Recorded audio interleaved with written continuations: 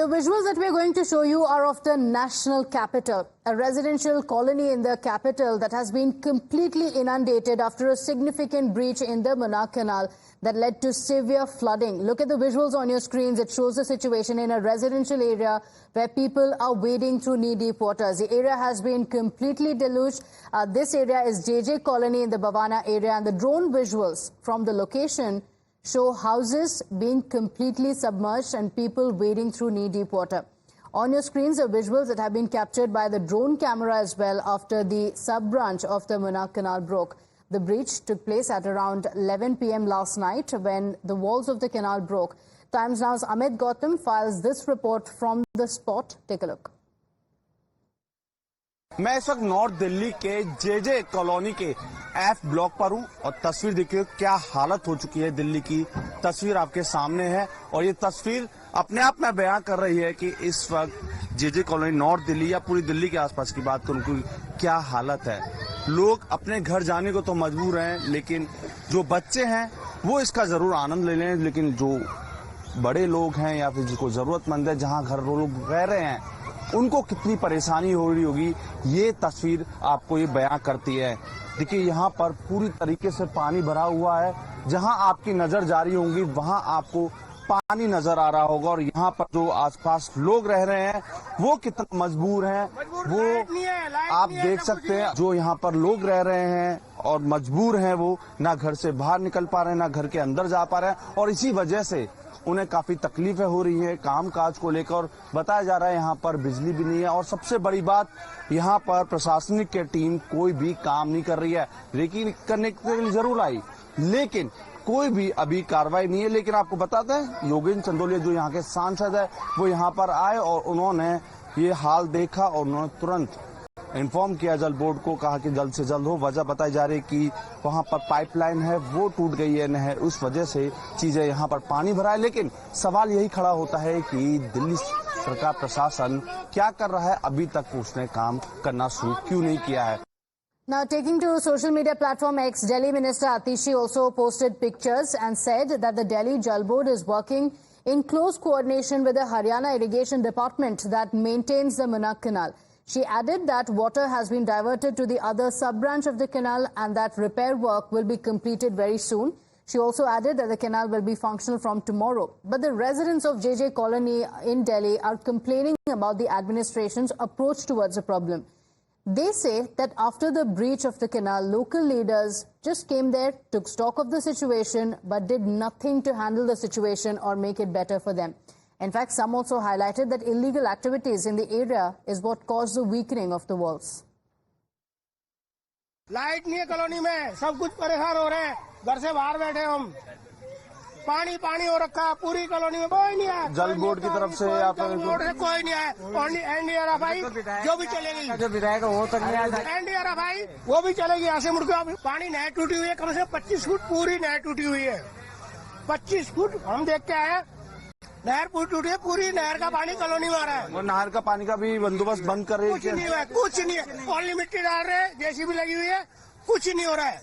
ये पानी आने की सबसे बड़ी वजह यह है कि हमारे यहाँ पर डीडीए ने जो लैंड जो एक्वायर किया था उस लैंड पे इलीगल खेती हो रही है और वो खेती वाले नहर पर पाइप लगाते हैं, होल करते हैं नहर में, मुनक नहर में, जिसके पानी की चोरी हो रही है। बिल्कुल पानी की चोरी हो रही है।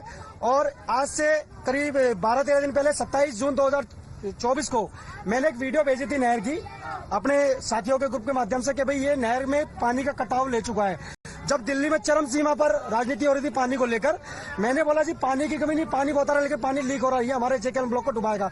और ये आज रात करीब 11 बजे से लेकर 1-1:30 बजे के बीच में ये घटना घट चुकी है। आज हम 5-5 फुट पानी में खड़े हैं। 15 दिन पहले की वीडियो। भैया वो बात ये पानी खाने पीने का व्यवस्था कोई नहीं है, बच्चे भूखे प्यासे, आदमी तो झेल ले, जो छोटे छोटे घर में बच्चे हो वो कैसे रहेंगे।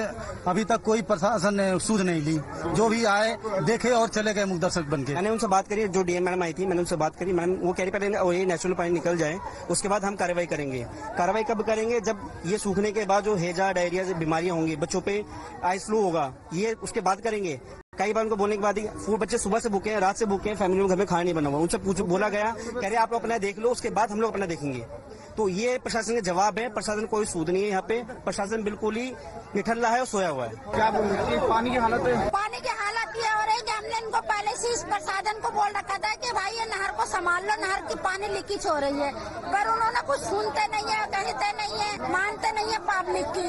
जब बुरा वक्त आते हैं तो पब्लिक का सहायता लेते हैं, जब अच्छा वक्त आता है तो पब्लिक की तरफ से मुंह मोड़ लेते हैं। मरने दो, जो मंदिर आए थे ना, जब अचानक से पानी टूटी है, जब बत्ती भागी है, जब लोग बागों को पता चल रहा है कि हाँ हमारे कॉलोनी ब्लॉक में पानी भर ये पूरा और पूरा प्रशासन की गलती है। प्रशासन की अगर गलती नहीं होती तो इस तरीके से बाढ़ नहीं टूटा और अभी और टूट रहा है। अब प्रशासन के ऊपर पूरी कार्रवाई होना चाहिए।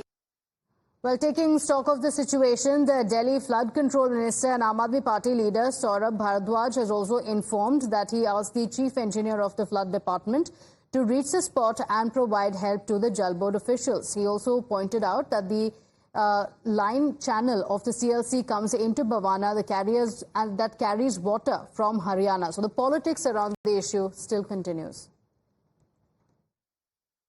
ये एक एम्बैंकमेंट थी जिसको पूरी की पूरी तोड़ के यमुना ने सीधा जो है वहाँ बराज पे हिट किया था। वो बराज टूट गया था, जिसकी वजह से पानी यमुना का बैक फ्लो यानी कि शहर के अंदर घुसने लग गया था। तो इसको लेके फ्लड डिपार्टमेंट की इस साल पूरे साल बहुत बड़ी तैयारियां चली हैं। आप देख सकते हैं मेरे पीछे जो बराज है उसको पूरी तरीके से नया बनाया गया है। उधर की तरफ 32 हॉर्स पावर के 3 पंप्स लगाए गए हैं। हमने उनको चेक किया गया है। अगर आप खुद भी उसका मुआयना करेंगे तो बिल्कुल नई मशीनरी है। एक आप देखें यहाँ पे हमने एक जनरेटर और एक 32 हॉर्स पावर का पंप यहाँ पे हमने रिजर्व में भी रखा हुआ है। So the politics around it continues. On one hand, the Aam Aadmi Party minister says that it is Haryana to blame. On the other hand, the BJP says that the Aam Aadmi Party government was not prepared. Who is responsible for this mess? Because finally, it is the people of this residential area who are suffering. Our call lines are open. Viewers, we want to hear from you. Join us live on our show. Call on the numbers that are flashing at the bottom of your screens and tell us what you think. Who is responsible for this mess and who should be held accountable?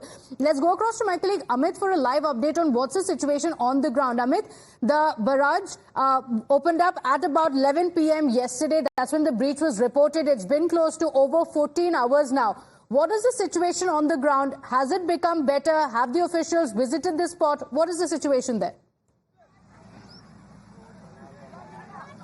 जी बिल्कुल बता दें कि JKLM ये जो block है यहाँ पर तो पूरा ब्लॉक ही जलमग्न हुआ है। तस्वीर नजर आ रही है, लेकिन मैं ऐसी जगह पर मौजूद हूँ जहाँ की वजह है यानी कि जो पानी गया हुआ है, जो मुनक नहर थी उसका बांध टूटा था। मैं उसी जगह पर हूँ। तस्वीर मैं आपको दिखाना चाहूंगा और ये तस्वीर टाइम्स नाउ पर एक्सक्लूसिव तस्वीर है। आप देखिए यहीं पर पूरा ये बांध टूटा है और ये जो एरिया है, अपने कैमरामैन गौरव जरा वो दिखाई, ये हरियाणा का एरिया, वहां से पानी का बहाव आ रहा है और आते हुए ये दिल्ली के लिए तरफ आता है, लेकिन यहीं पर बांध टूटा और यही इसके तरफ बहता हुआ पानी और जो JKLM जो ब्लॉक है पॉकेट 2 है वो पूरा पानी भर गया। करीब बीते रात की बात है और स्थिति ये है कि घर के अंदर पानी है, कमर तक पानी है, 4-4 फुट तक पानी पहुंच चुका है। घर का सारा सामान खराब हो गया। लोग बाहर रोड पर रहने को मजबूर हैं और उनका यही कहना है लोगों का कि कई लोग अधिकारी आए लेकिन देखकर चले गए। लेकिन अभी की कार्रवाई की बात करूं तो तस्वीर मैं आपको दिखाऊंगा। देखिए ये जो रखा हुआ है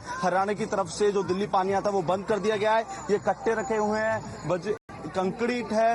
ये जब पानी पूरा बंद होएगा, वहां से पानी बंद तो हो गया, ये पूरा खत्म हो जाएगा, तब इस कंक्रीट को डाला जाएगा। दूसरी तरफ तस्वीर देखिए यहाँ पर, ये देखिए यहाँ पर JCB से पूरे इस पुल को, नहर को बंद कर रहे हैं। ये देखिए नहर पूरी तरीके से बंद की जा रही है प्रशासन की तरफ। हरियाणा की तरफ से पानी बंद हो गया है।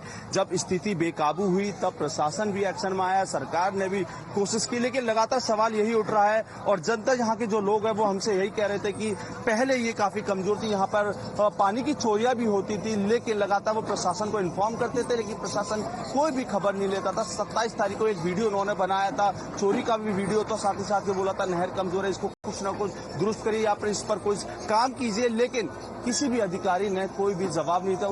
उस ग्रुप में जल बोर्ड, जो दिल्ली सरकार के अधीन जल बोर्ड के प्रशासन भी था, लेकिन किसी ने कोई भी जहां विजिट नहीं किया, ना कार्रवाई की, कोई भी सुध नहीं ली। लेकिन स्थिति जब बेकाबू हुई, नहर टूट गई, पानी बह गया, उसके बाद लोग एक्शन में आए, लोगों ने कार्रवाई करना शुरू किया है। To give you context, Amit, stay with us. Just to give a context to our viewers as well, we are also putting out the information of where exactly it is. It is about 35 kilometers from the CM camp office. It's about 48 kilometers from the parliament. So it's in the national capital, very, very close to the parliament, to the Rashtrapati Bhavan as well. And look at the situation there. Over 14 hours and the situation has not bettered. Shankar is joining us from Bengaluru. Thank you for joining us.